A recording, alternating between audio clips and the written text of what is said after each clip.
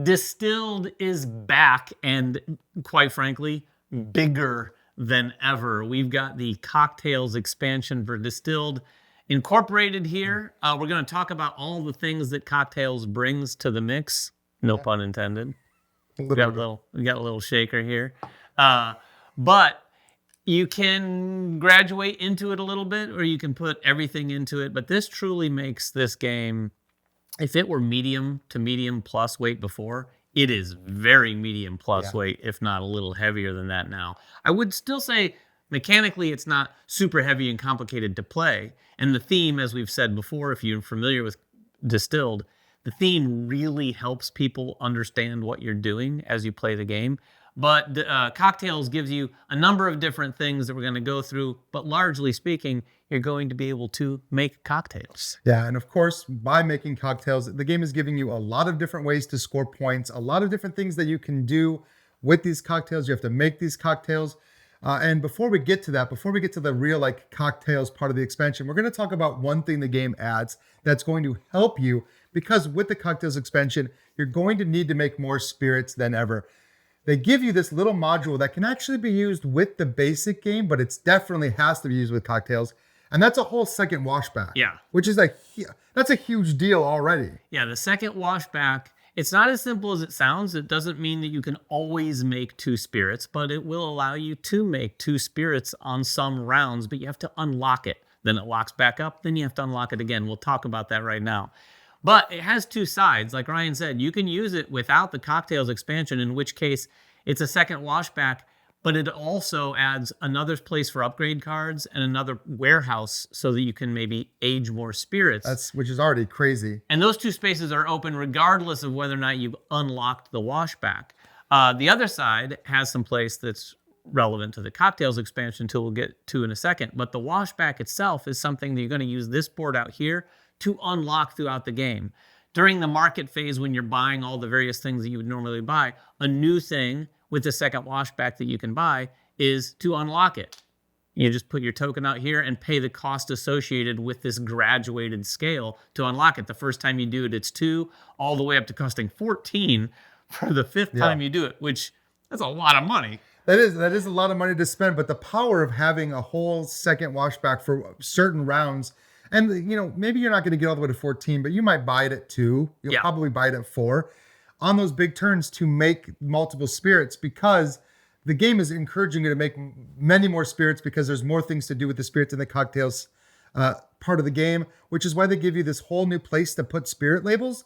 Because in the actual cocktails expansion, you're going to get some bonuses for your spirits that go up here. But if you're just playing with the base game, they give you another way to score points. You can always put your extra spirit labels up here and get 4 points per spirit label. So if you've already filled up all your bonuses, or maybe, every bonus could have been 2 points. Yeah, but it could be 4 points. And you hardly ever, when I've played Distilled, very rarely does someone go for the 2 points unless it's late game. Yeah, and they're sometimes just the grabbing benefits aren't points. as good. But at this point, if you're playing this way, late game, you're going to be going for these 4-point ones if you can. And like Ryan said, the other side is going to be for when you play with the cocktails. Which you'll understand in a second. Yeah, the other thing about the washback that we alluded to with the unlock, it's going to lock back up, like I said, after you use it. So once you've unlocked it, it's unlocked. If in a round during that phase you want to distill more than 1 spirit, you can. If you do, it's going to lock back up. So then you'll have to unlock it again. So like we said, it's not going to be, there's 7 rounds in the game. You're not going to have that all 7 rounds. In fact, I can't imagine most people, I guess someone could do it in the first round, but there's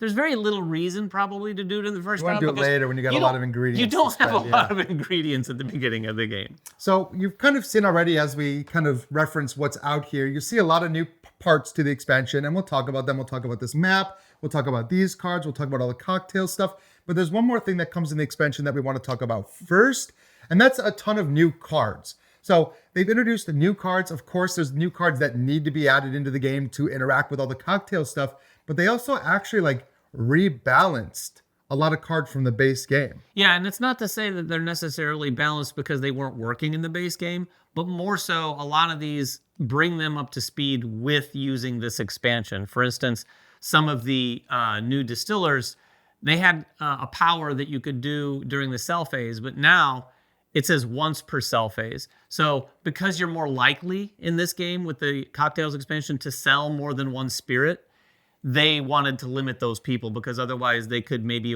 be a little bit more powerful. Same thing goes with a lot of the upgrades. There's new upgrades that replace some of the cards, but aside from the replacements, there's also a bunch of new cards. Yeah, a ton of them. We've got new upgrades, new ingredients, and new premium ingredients or items. And all of these do a lot of different things that are associated with the cocktails expansion, of course. But some of them have, for instance, we have this ingredient here, the coconut, which is a sugar, but you can't see it. But the description says that when you acquire this, you can then also acquire a card above it or below it at a discount, which is really cool. A lot of the cards kind of play with the market positionally that way. And then one thing all of these new cards have in common is they all have a forklift icon on them. You can see it right here next to their name. The forklift icon is going to, because you're adding more cards and you have pretty big stacks here, it's going to help cycle through the cards more often so that when you have a card at the end that gets discarded at the end of a round, if it has a forklift icon, you're going to take another card. So it's going to trigger sort of a cascading discard of cards so that you can move through the deck a little bit more quickly. Yeah. And we also have, of course, a bunch of new player powers, a bunch of new characters that you can play in the expansion that interact with all the cocktail stuff. And we have a bunch of new distillery goals. Yeah. So a lot of these distillery goals, again, are going to reward you for doing some of the things that the cocktails expansion wants you to do. And then in addition to that, we've got some new cards that make up, the expansion itself. Like these new cards over here, which represent the collectors. There's a whole bunch of those, and you're going to use a couple different collectors every game to kind of change things up a little bit. So there's a bunch of new content that isn't necessarily just like, obviously, the cocktails themselves. All of this is brand new. Yeah, and all of the stuff, aside from the washback that you're going to add, does effectively make up the cocktails expansion. That's going to include this board here, which is a main board, and then these two little boards that represent all the cocktails that you could make or the recipes, the mixers that you need to make them, and then there's these dice here. They're going to be rolled every once in a while to determine what new mixers come out, but you get to sort of take a sneak peek at which ones are next on the plate. Then you've got this map over here. This is going to be a world map where your renown is going to spread. When you sell drinks, or cocktails rather, you're going to earn renown based on the renown at the bottom of the drink. And you're going to put these markers from your player board. Everyone has a new little player board with the renown markers on it. And from left to right, you're going to put them out on this map, starting with any of the spaces out there from the region from where your distiller is from, and then spreading out. So thematically, it's like your name is growing in popularity and your renown is growing. So if you've already played Distilled, then you kind of know how the basic game works. And the flow of the game doesn't change with cocktails. No. It just gives you some more things to do. But if you've never played Distilled, like the whole concept of the game is to distill these spirits. And you're doing that by collecting some items during the market phase. You're doing that by unlocking some different spirit recipes, which you can make with these different ingredients. You're doing a whole washback phase where you're trying to make different spirits. But in the base game, everything you're doing is to make that spirit. And you get these little spirit labels. You put them under your board and you say, I've made whiskey. You score some points and then that's done. You don't interact with that spirit ever again in the basic game. What Cocktails does now, it gives you a kind of a way to use those spirits a little bit more. After you've made them, you can make cocktails out of them. Yeah, the cocktail phase is going to happen after the age phase, but during the market phase, there are some differences too. We already alluded to one of the things. In the market phase, you can unlock your washback. That is one of the things you can spend money on. On your turn, you could also spend money, of course, to buy any of the ingredients or items up here, but you can also spend money to interact with this cocktail board. You're going to see little prices under these cocktail recipes. On your turn, I could spend 2, for instance, to take this recipe and add it to my board. There are 2 spaces when you're playing with the cocktail expansions to have 2 different recipes going at any given time. If you did take a third, you can replace one, but that's probably not the most efficient play.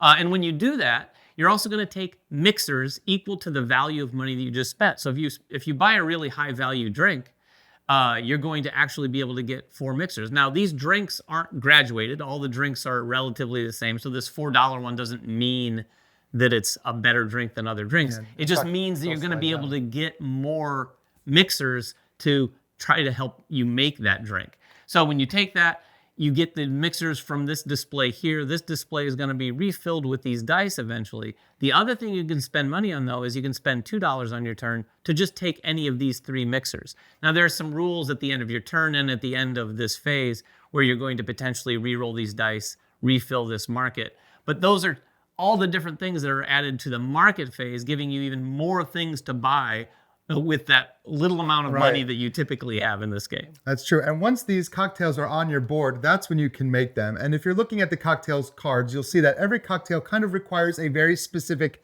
type of spirit. It's not a specific spirit, but it's a spirit that it has to be made a certain way. Like some of them say, one that was aged in a clay barrel, or one that uses, the right kind of sugars, the right kind of sugars. You need that plus the mixers. After everybody has finished distilling, after everybody goes through the sell phase and you've placed your spirit labels out on the board, then you can look to see if you can make a cocktail. And this is a whole new phase of the game that's just added to the kind of the end of there. And in turn order, you're going to look at your cocktails that you have, and you'll notice each cocktail has 2 levels that it can be completed. You can make like, the regular cocktail. Yeah. The $2 margarita, or you can make the premium cocktail. And based on whether you make the basic or the premium, it's going to require more mixers. It's going to require you to use up that spirit label, but it's going to give you 2 things. One, each one of these cocktails has a little icon, and you're going to take the matching little token and place it on your spirit label to show that you've already used that spirit. What this does is it gives you points at the end of the game. It's a new kind of set collection. Like with the bottles where you want to collect different kinds of bottles, you want to hopefully collect all 4 of these icons, because they're going to sit up here on your display. And at the end of the game, you're going to get points for having up to 4 of these icons based on the amount of renown that you've put out on that board. And that's the other thing you get when you make a cocktail. Yeah, the renown is sort of like the core, almost like points that you're going to get from cocktails. You're going to take renown off of that renown board in the form of these little tokens. They're in little stacks of 4 tokens, and you go from left to right. And so, for instance, if I built this, or if I made this cocktail at its best level, it's 4. I'm going to take all 4 of them and put them out on this map. You start in the region that your distiller's from and sort of grow out from there. If you're the first and you cover up one of these spaces that has a bonus, you get that. But you can stack on other pieces, because there are a variety of different scoring things that might come into play that feel a little like area control and things like that, where you're trying to spread out into all of these regions. There's some natural scoring by having presence in all of the regions, or maybe a ton of presence in one region. So that's going to be why you put the renown out where you put it. Yeah, and each time you empty one of these stacks, each time you put out 4 total discs, you're going to see another point appear. That's the set collection I was talking about. At the end of the game, if you clear all these stacks, you can get up to a 5 times multiplier. And then if you have every type of cocktail glass, that's a 4 times multiplier. So you can get up to 20 points if you collect all 4 types of glasses and if you get all your renown out. Like David said, getting renown on the board does help with in-game scoring, but there are 2 kind of other ways that you can score with this new module. We talked earlier about this secondary kind of place to put your spirit tiles. Now, this is a unique spot in that it gets you a little bit of something if you put it there, but you'll notice next to every one of these spirit spots, there's a little square, and that lets you collect bonuses. You can collect bonus tiles from the renown board, or you can collect bonus tiles from these collectors. Either way you do it, you're going to get some kind of benefit. You're either going to get something immediately, you're going to get some scoring, or in the case of these collectors, they're going to give you points at the end of the game for having particular symbols all across your board. But the way you get these is by fulfilling the requirements. Collectors, each one requires you, the spirit that you sold has to have met some kind of requirement, and if you sell to them, you get to take that token and place it on the board. Whereas on the renown board, you can collect those by having very specific combinations of locations. Yeah, the renown board has little icons next to each of these that show you basically if you have presence in these 2 regions and you've built that spirit, you can take one of these and place it next to there for effectively a one-time bonus. It's very appealing as you play, but like Ryan said, some of those are much more appealing for endgame scoring, but those collectors are picky drinkers, because they want spirits that are really like have your signature ingredient be worth 22 points and you can sell it to her. That's a lot of points. It's a lot. And they do give you a little extra money when you sell to them too, so that's nice. The game overall is going to give you more opportunity to make spirits, more opportunity to make money, and more opportunity to make points. Yeah. So it definitely really... You got a 200-point token now. Exactly. They added a new token that goes to 150 and 200. I don't know that I ever reached 100, quite frankly. I don't know about that. But the game does a lot more to sort of ramp up and give you far more productive and satisfying turns throughout. Yeah, and not to mention, we talked about this a little bit at the beginning, but a lot of the new things that are added to the game are meant to encourage you to do the things that that this expansion wants you to do. A lot of the new distillery goals that you can have, a lot of them are like controlling certain areas or having the most presence in different areas.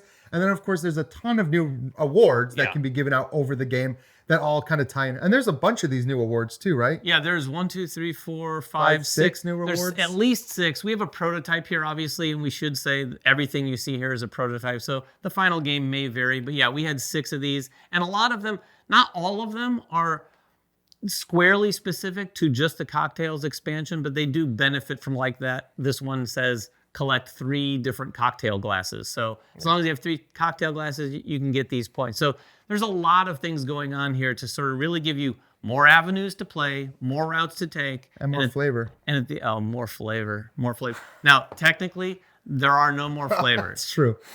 The game might have more flavor. But our prototype at least has no more flavor cards. I think there was plenty of flavor There's a ton cards. well, yeah, they don't add any more basic ingredients too. But you did mention that they had a ton of different ingredients, different items, different upgrades.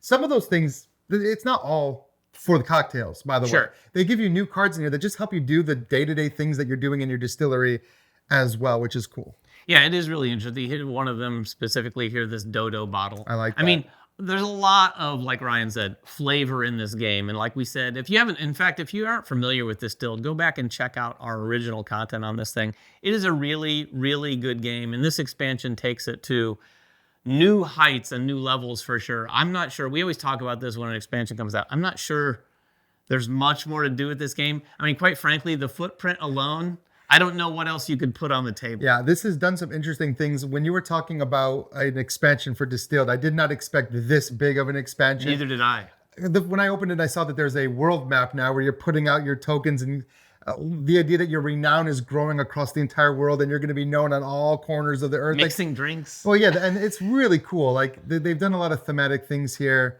That I think, we've come to expect from Paverson games. Yes. And this is not a disappointment. Theme definitely is number 1 at Paverson. But if you have any questions at all about it, please make it in the comments below. We'll get down there and answer whatever we can.